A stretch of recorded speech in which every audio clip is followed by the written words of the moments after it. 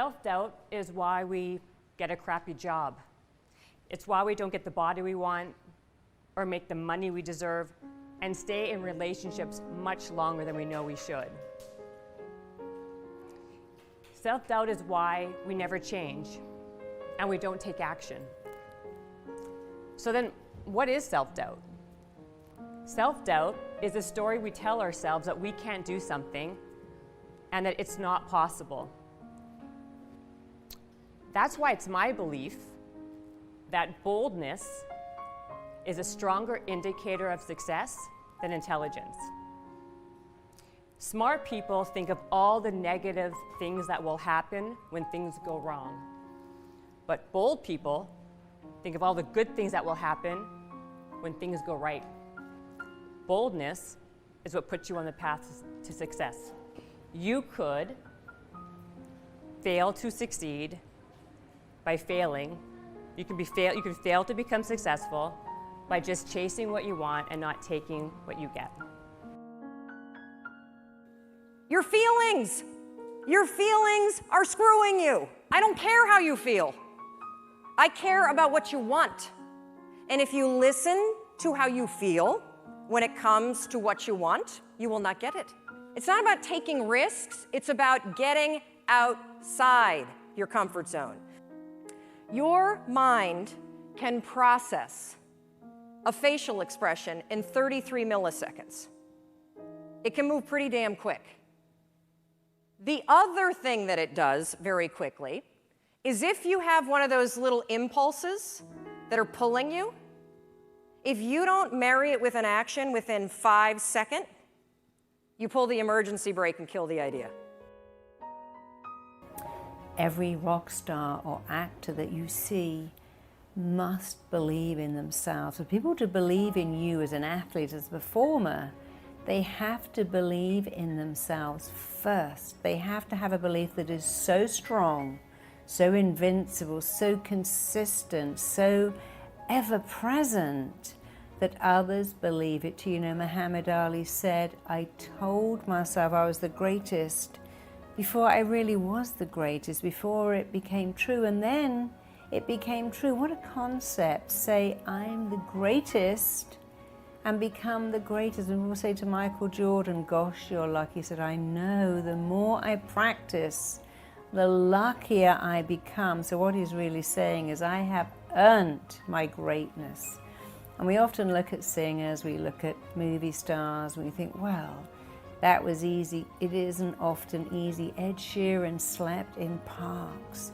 He busked in the street. He was determined to make it. He got a lot of rejection. He knew he had a phenomenal gift, a phenomenal talent, and he must share that with the world.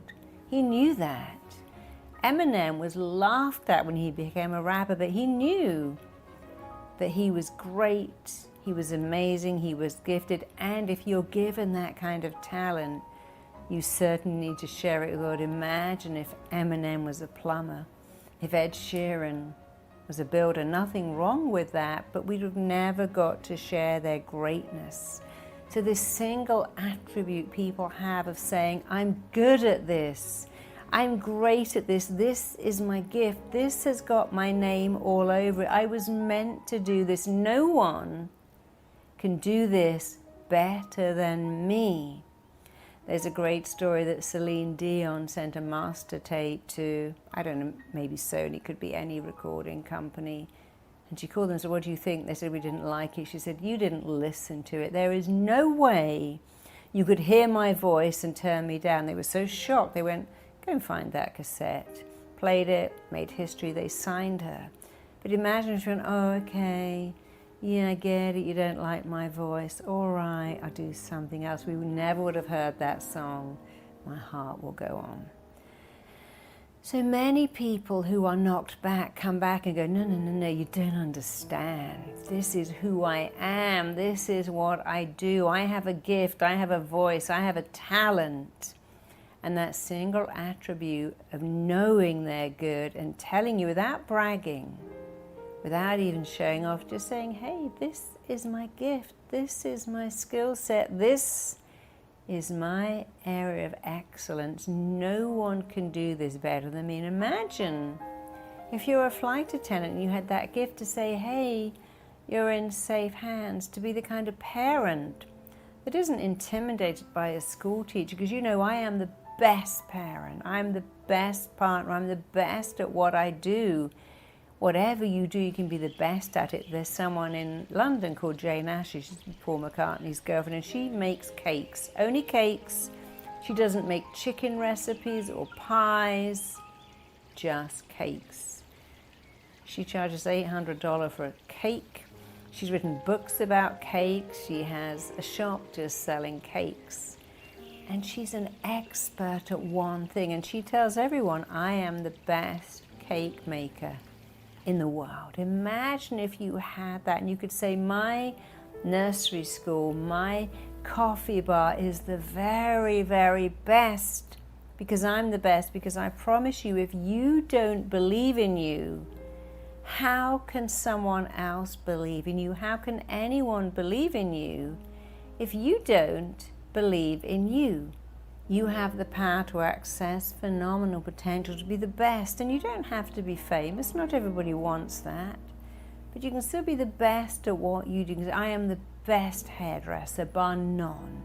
I'm the best plumber. I'm the best contractor. I'm the best at having people around to my house and making a lovely dinner, and people just love hanging out with me because I'm so warm and friendly and caring and entertaining. Imagine that if you had such unshakable self-belief in your gift, your talent, your skill set, whatever it was. The other day I was saying to someone, oh, I can turn any cat. They were going, oh, I got this cat. And I said, I can turn any cat. I can turn any cat with food and love, because I can. I wasn't showing off. It's like, oh, give me this wild, crazy cat. I'll turn it into a true pussycat, because I can do that, because I understand animals, and they just need patience. They need dialogue. They don't have to be famous to do that, but I have a friend who was actually in the Boomtown Rats. He was a rock star. And when he left the Boomtown Rats, he also had that gift to turn any animal. And he created a whole company training animals to be on stage. He actually trains the corgis that you see in The Crown. He's trained so many animals to be in adverts, to be on the screen, because it's his gift. And he'll say, oh, give me an animal. I can train any animal with love, with words. I can make your pet famous if you want me to, and he really can, but he doesn't brag. That's his gift. So imagine if you had that unshakable confidence in your voice, that unshakable conviction, that unstoppable knowing, no one can do this better than me, because it's my gift. It's what I was meant to do. It's what I was put on the planet to do. You might hear people say, oh, I love babies. I've got a gift with babies. I'm really good with horses. I'm really good with people. I'm great with old people. I love listening to their stories. And it's not bragging. It's stating the truth. Find out what you're good at. Tell everybody. And make that a statement of truth. People who have made it, on the way to making it, they will take action every single day in the direction of their goals. Now, I can already hear you saying, every day? What, I got to work 7 days a week? No, you really haven't. It's not working 7 days a week. It's taking one action that may be very small every single day to get to the top. Let me give you an example. One of my clients, who's an Olympic athlete, was telling me that somewhere he read that Michael Jordan, I think it's Michael Jordan, even trained on Christmas Day, and he didn't train on Christmas Day. And he said, when I read that someone of that caliber trains on Christmas Day, I trained on Christmas Day.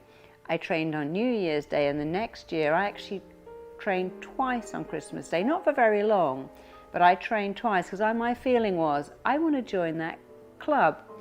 I want to be in the same category as Michael Jordan. If he trains on Christmas Day, I'm training on Christmas Day too.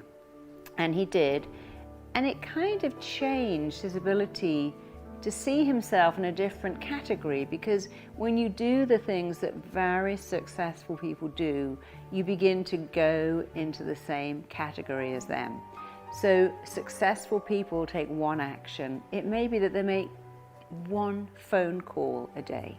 So rather than saying I'm going to work for 5 days and have 2 days off, they say I'm going to do something every single day, maybe just for 5 minutes. I'll make one phone call, I'll send one email, I'll do a tiny bit of work on my blog post. Because when you take action every day, you feel like a winner. When you become a winner, you don't have to do that anymore. The thing I hated was to phone a magazine and to ask them to write it about me. What I didn't tell you is I phoned a magazine every single day. I didn't have a day off. Every day I woke up and thought, today I'm going to call someone and ask them to write about me. Might be a magazine, might be a newspaper, might be a news station, and I never enjoyed that. But I did it every day. You see, the problem with not doing it every day is that you think, I'll do that tomorrow. I'll make that phone call tomorrow. I'll work on my blog tomorrow. I'll put some more attention on my website tomorrow. I'll do that exercise thing, that 5 minutes of whatever I'm doing, yoga poses, tomorrow. But you see, when you take action every day, you can't put it off until tomorrow because you've committed to doing something every day.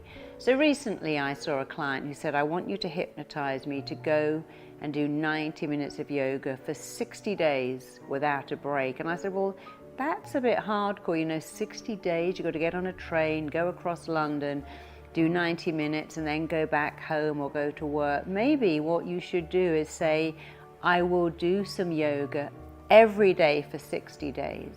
But maybe some of the 60 days you're just doing 10 minutes of yoga poses in your own house, because I think it's too much of a commitment. And so he changed to that.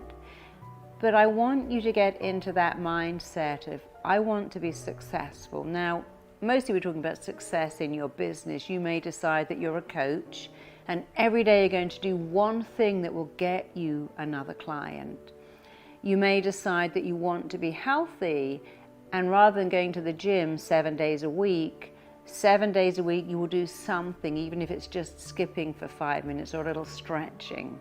Maybe every single day you're going to do something towards your health. Maybe you're going to make a Nutribullet or juice or drink more water.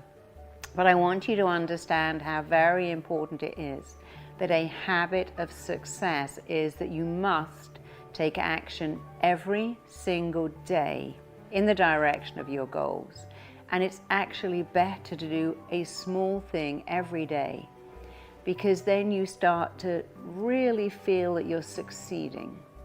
The actions you take on a daily basis determine the kind of person you become, the kind of life you lead, the kind of success you have. So I want you to think with me about what you could do every day, because most people do this. They work too hard 5 days of the week, they put in too many hours, they come home, and then when they take the weekend off, which they've deserved, they don't ever really enjoy it because of the guilt, because of the mind saying, I should be doing this, and I could be doing that, and I ought to be doing that. And even when they go to the cinema, they're thinking, I've got all these emails that need to be answered, all these phone calls I need to make, I need to work on my website, my blog, I haven't spent enough time with my children, and they can't enjoy their downtime. We live in a world where we are more stressed than ever before. It's very much a 24-hour world. Even on planes now, you can answer the phone. And you see, you need to be able to really enjoy your downtime, but you can only enjoy it when you've earned it. And another powerful reason for taking one action every day in the direction of your goals is that when you do that, you do start to feel that you are allowed to have downtime. You can enjoy that downtime. It moves you much more towards accomplishment and achievement.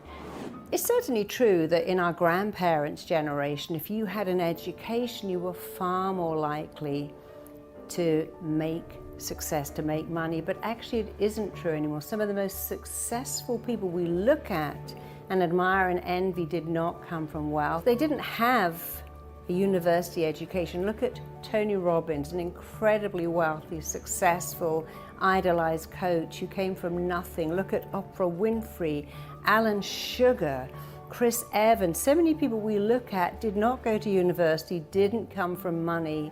And today we have the advantage that if you can have an idea and monetize it, you can make it having never gone to university. So the secret to abundance is not a university education. In fact, I know many people who came out of university and can't get employed. It's not even coming from wealth. After all Paul Getty's children came from wealth, but that didn't help them. In fact, it's true to say, it handicapped them. What helps you to acquire wealth is to have a wealth mindset. How do you have a wealth mindset? Well, think of something you want to monetize, and you have to really believe in yourself. You see, if you think of James Dyson, he looked at a vacuum cleaner and he made it better than it was. There are people like the woman who founded Spanx, who took shapewear and made it better than it already was. So first of all, you have to have an idea. What is it in you? What could you monetize, create, make, invent, or simply improve? You have an idea, that's the starting one, but now you must have phenomenal confidence, incredible self-belief that you are going to make it. And then you have to have a work ethic. You have to put time and effort into your idea. So me, for example, I always wanted to be a therapist. I wanted to be the best therapist, and then I wanted to change the world of therapy, to revolutionize it, to make it better. A bit like Dyson revolutionized a hairdryer, I wanted to revolutionize therapy. That was an idea. I had an idea. I had a belief that I could do it. I came across roadblocks, of course, and then I kept going. I did what I didn't want to do. I thought outside the box.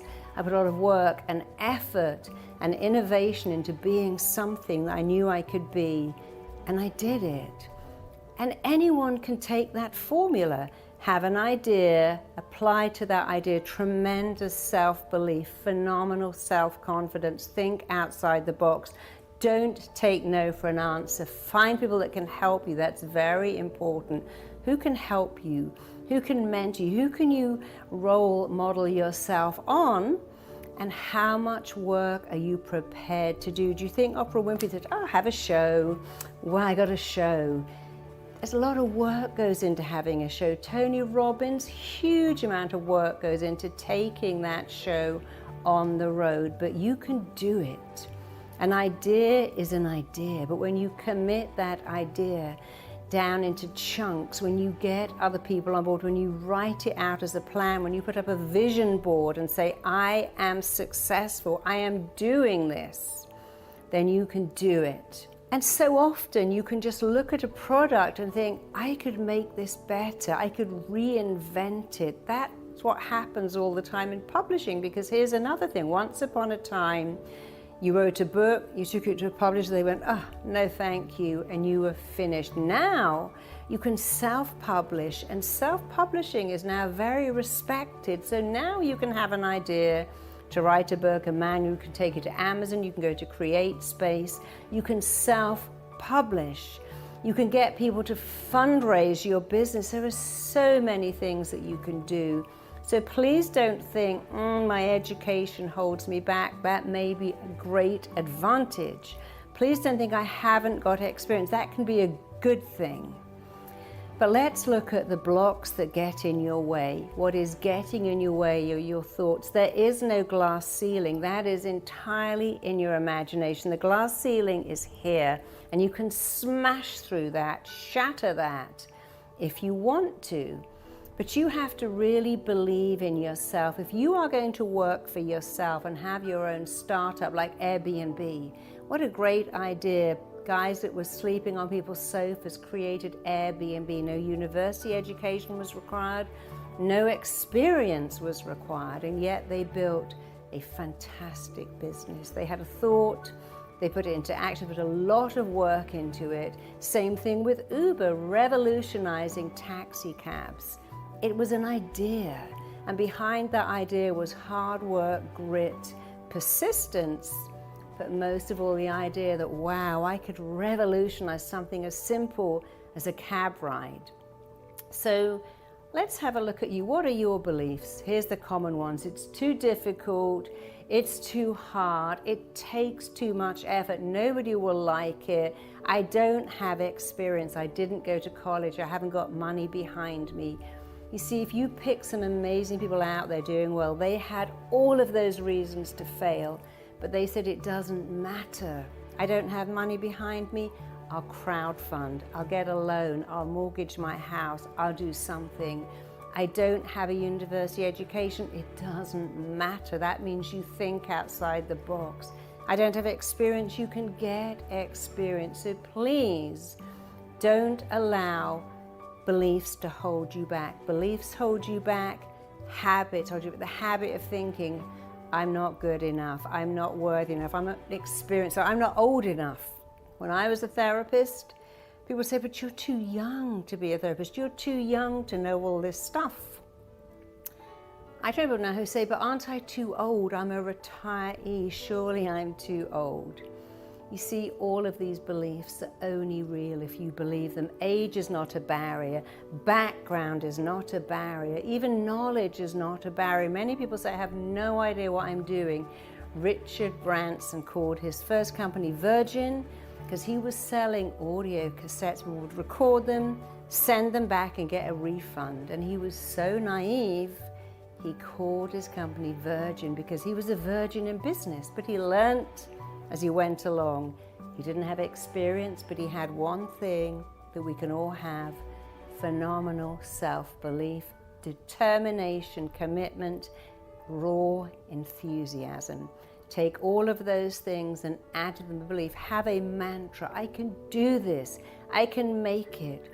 Write out every limiting belief you have right now. Take a pen, take some paper, write out, I didn't go to college. And then underneath write out, hey, all the people I admire in the business world didn't go to college. I haven't got money behind me. That won't stop me. I haven't got experience. Write out, many people I admire had no experience, yet here they are doing phenomenal, amazing, incredible things, making money, making business, making success, acquiring wealth, training other people. If we look at Jamie Oliver, Gordon Ramsay, some of the most amazing chefs who started restaurants had little experience, but they had a passion for food and enthusiasm. So passion, enthusiasm, drive, commitment, the ability to work hard. If you combine those with extraordinary self-belief, which you can pour into yourself, wire into yourself, and fire into yourself, you can make it. Make your negative beliefs unfamiliar. Shatter them, change them, get rid of them, put in their place better beliefs, and you can be incredibly successful. I promise you it's true. I've seen it everywhere. You have beliefs about wealth that are wired into you. You may have negative beliefs. You may have wired yourself to not succeed, and that's okay, because beliefs can be changed. Your beliefs are yours to change. Michael Jordan is the greatest basketball player of all time, and I know that people who are great leave clues that we can learn from, and it's easy to say, but Michael Jordan was given a gift of athleticism, but that's not correct. His gift was not that he could run faster, jump higher, shoot better. His gift was that he trained his mind to be the mindset of a winning athlete. So if you want to have a winning mindset, you don't have to be a winning athlete. You can be a winning business person. You can be winning in your health, in your relationships. But if you don't have a winning mindset, you don't have very much at all. So let's look at Michael Jordan. Michael Jordan had a growth mindset. And he understood that even if you have a gift, you also have to work. The best gift in the world isn't enough if you don't work. And so he practiced every day. Sometimes he practiced twice a day. He practiced on holidays. He practiced on weekends. And many years ago, I worked with an athlete who said, you know, I just read that Michael Jordan even practiced on Christmas Day. So I practiced on Christmas Day because I thought, well, I'm going to be as successful as he is. I better do what he does. When you have that kind of mindset, you only focus on winning. You don't focus on losing. You ignore that. You have what I call the bounce back factor. You become like a big rubber ball and you bounce back, because every person who is amazing has had a loss. They haven't always won, but they will never refer to that. They only refer to the winning. Winning is everything. Many of my athletes say, people who say that winning doesn't matter have never won. In competitive sports, winning is everything. And you need to get that winning mindset in business, even in your relationships, certainly in sport. You must have the mindset of, I will win, I will do whatever it takes to win. I'll train when it's cold, I'll train when it's icy, I'll train when I'm tired. That's a winning mindset. A losing mindset is, well, I'll do it tomorrow. I'm a bit tired, it's raining out there, I don't really need to do it today. A winning mindset is no excuses. You see, a winner doesn't say, oh, I've hurt my knee. They go, well, I've hurt my knee, so I'll just do arm exercises. I've hurt my foot, so I'll just do upper body. You cannot have excuses.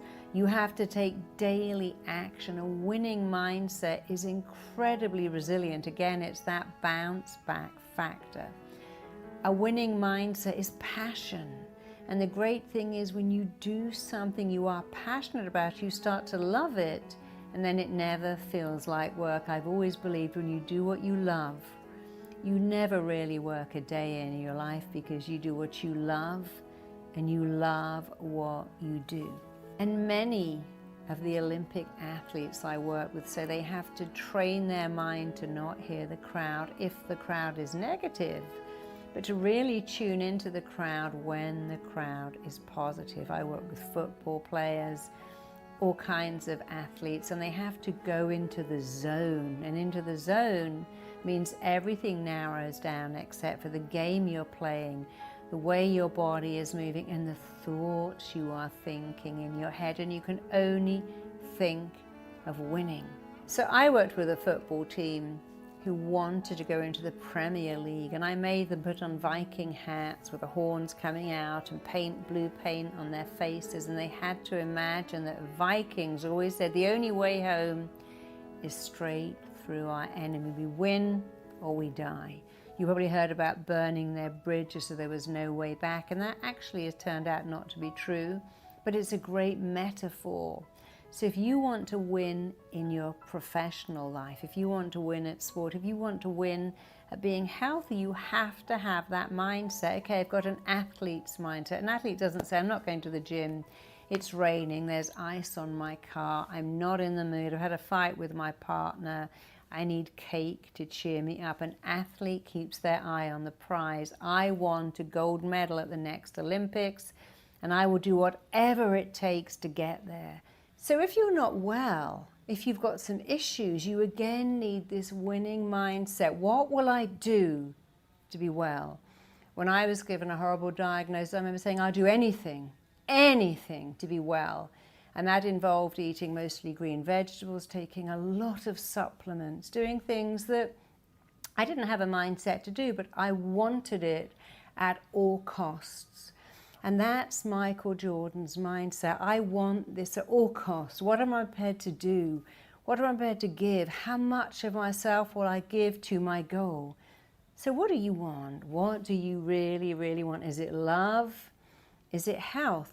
Is it wealth? Is it sporting prowess? Is it having your own business? Is it getting promoted, getting noticed? And then decide, okay, how do I get that winning mindset? Well, think, hey, what would Michael Jordan do? What would Madonna do? What would Adele do? What would Rihanna do? They would do anything. You know, J-Lo said, I never eat cake. I've never eaten cake. I'm J-Lo. J-Lo doesn't eat cake. You see, what she's saying is very smart. This is who I am. This is not what I do. It's who I am. I am a healthy woman on stage looking amazing, defying age. But when I do things, I say, this is who I am. I don't eat cake. I don't drink soda. I don't stay up late all night and then sleep in all morning. I'm an athlete. Mick Jagger is the same. He is on stage. He practices his dance moves over and over again. He eats a very particular diet, and it's not what he does, it's who he is. So let me give you a Michael Jordan mindset. And that Michael Jordan mindset is the gift is not your talent, it's what you do with your talent. Because honestly, talent without belief won't get you far. But you can have a belief and very little talent, and it can get you everywhere. So first of all, have a growth mindset. What am I prepared to do to get to where I want to be? And I'm prepared to have no excuses. I won't have excuses. I will have a bounce back factor. I don't focus on failure. I focus on what I've achieved so far. I am resilient. I commit. I earn my success. I follow through, and I just don't allow myself to focus on a fear. And I see a delay as a delay, not a denial. You see, champions have beliefs. Champions in the boardroom, champions in the bedroom, champions in the gym, champions in the kitchen, champions as parents have beliefs. And your beliefs are yours to change. Your beliefs are yours to upgrade. You make your beliefs, and then your beliefs turn around and make you. Michael Jordan chose to make some incredible beliefs. Muhammad Ali said, I'm the greatest. I told myself that before I knew it was true, and now it's true. Arnold Schwarzenegger said, modesty is not a word that applies to me in any way, shape, or form. I hope it never does. You didn't have to agree with that, but what a great belief it was for him. So make your beliefs. Your beliefs will then turn around and make you, and then the world will start to match what you have chosen to believe. Give yourself winning beliefs, and you'll be a winner in everything you do, in more than one thing. You can be a winner in your professional life, in your personal life, and in your health.